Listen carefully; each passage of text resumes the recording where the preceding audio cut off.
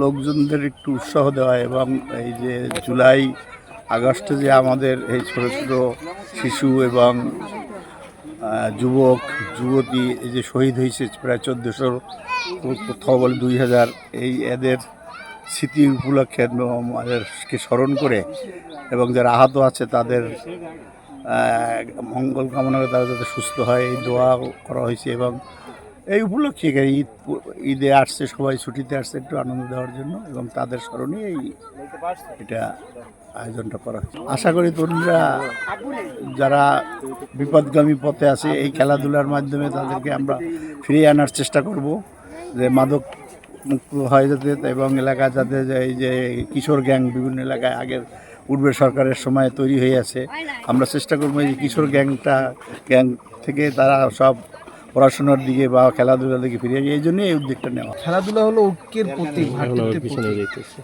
সেই জায়গা থেকে আজকে যেই জুলাই আহত এবং শহীদদের স্মরণে যে প্রীতি ম্যাচটা হচ্ছে, এই খেলার মাধ্যমে এলাকার যারা আছে তরুণদের মধ্যে আরও ঐক্যের বন্ধন তৈরি হয় বলে আমরা মনে করি।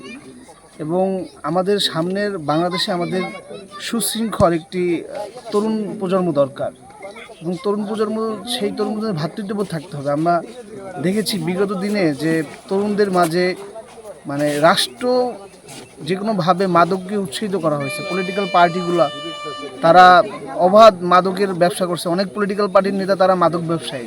আমরা নতুন বাংলাদেশে চাই না যে তরুণরা মাদকাসক্ত হোক, তারা একটা সুশৃঙ্খল জীবনযাপন করুক এবং সুশৃঙ্খল জীবনযাপন তৈরি করতে হলে অবশ্যই স্বাভাবিক জীবনযাপন করতে তার ক্রিয়া খেলাধুলার ভিতরে তার থাকতে হবে। সে জায়গা থেকে আজকে এনসিপি সদর উপজেলার যেই আয়োজনটা হয়েছে এটা অবশ্যই খুবই সুন্দর একটা আয়োজন। আমি আশা রাখি সামনের দিনগুলোতেও এনসিপি তরুণদের মাঝে এরকমের আরও নতুন নতুন ইভেন্ট খেলাধুলা আয়োজনের মধ্য দিয়ে তার সাংগঠনিক কার্যক্রমের বিস্তার ঘটাবে।